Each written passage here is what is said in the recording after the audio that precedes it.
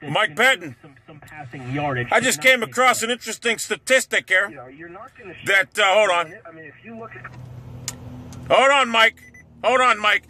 I just came across an interesting statistic here that your pride and joy, your prized possession, your defense that you so well worked on, that was so important for you to draft this Gilbert kid.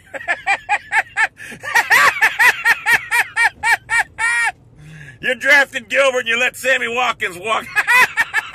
So important that you drafted Gilbert. Your defense, your prized possession, is ranked 31st in the National Football League. You kept 12 defense. You kept 12 defensive backs. Your pride and joy, everything that you're known for, is ranked 31st in the National Football League.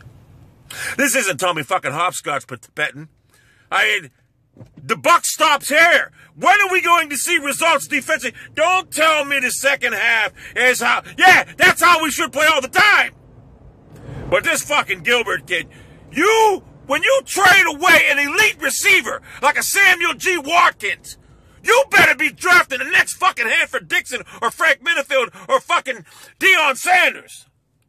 But you dummy, you got fucking Justin Gilbert, who bangs it out of the south end at the dog pound, who can't cover nobody, couldn't cover my grandmother, who's been in the ground 6 feet for the last 22 years. I mean, this is ridiculous. I'm sitting here thinking, well, you know what, I know it's 1 week, but I mean, we got the 31st fucking ranked defense. This is your pride and fucking joy. I mean, seriously, you put all this emphasis on fucking defense, and it's ranked 30 fucking 1! 30 fucking 1! How the fuck is that possible? Either you're fucking ill-equipped and inept as a fucking talent evaluator, or you just fucking plain out suck. Now, I know I apologized a couple days ago, but after I seen this statistic, when I seen this statistic, whatever, I'm like, what the fuck is that? How is that possible? How is that? You put all this emphasis on the defense. You kept 12 fucking defensive backs. I don't know. What do you think? You're going to get a fucking Dan Fouts and Kellen Winslow, John Jefferson, and fucking James Lofton? You think they're Wes Chandler? You think you're going to face that offense every fucking week? Is that why? What the fuck? So, you dummies decided to draft Gilbert and trade Watkins, which it could be good because we got Buffalo's first round next year. They might be terrible. I thought they'd be I actually thought Cleveland would be the 1 and 2 picks next year. You'd find a way to fuck that up. Think about that. You got Buffalo's 1. You may have 1 and 2 next year, but you'll find a way to fuck that up. You'll probably trade it away for fucking other defensive backs. You kept 12 defensive backs, Pettin. How is it possible that you have the 31st ranked defense now? And then people are making this Brian Hoyer out to be, oh, he played so great. He played against the fucking gassed, horrible, Pittsburgh Steelers defense is probably the bottom 5 in the league. They're terrible. They're terrible.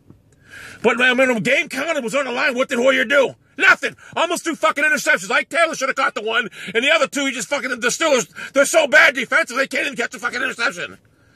So Mike Pettin, please tell me that this defense is going to be ranked 31st the rest of the fucking league or year. Please tell me that's not going to happen. I pray to God not. Because I'm disgusted. I'm fucking disgusted.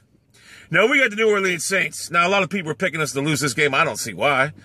If your defense is so good, I mean, you're Mike Pettin. If your defense is so fucking good, you spent all this fucking time on it, you should be able to stop a 6-foot, 35-year-old Drew Brees, you would think. I mean, after all, you got the number 8 pick in the draft, Justin Gilbert, who, by the way, couldn't cover.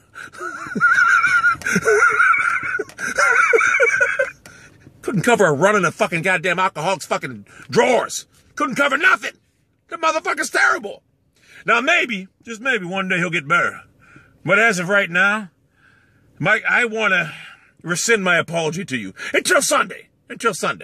What really got me going is how you said there's going to be no Johnny Manziel package, which I know that could be gamesmanship. But then I seen some idiot come on the radio saying that, yeah, Brian Hoyer, why do people want to see Johnny Manziel? You know why I want to see Johnny fucking Manziel? Because Johnny fucking Manziel would have never been put in a 24-3 deficit last week. He would have went out 3 and out, 3 and out, 3 and out, 3 and out, 3 and out, 3 and out, 3 and out, 3 and out. Would have done that. And he's got to learn sometime, because let's face reality.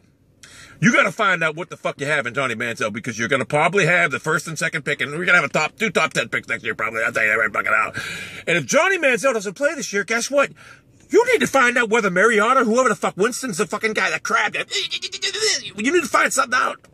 So, Pettin and Jimmy Haslam, I know that you're watching my videos. I know you are, and I know you're sitting there saying, this guy, I should have hired this guy. I mean, I couldn't find no one else to coach the team. Should have hired me. And I've already had videos all well documented on YouTube to hire me.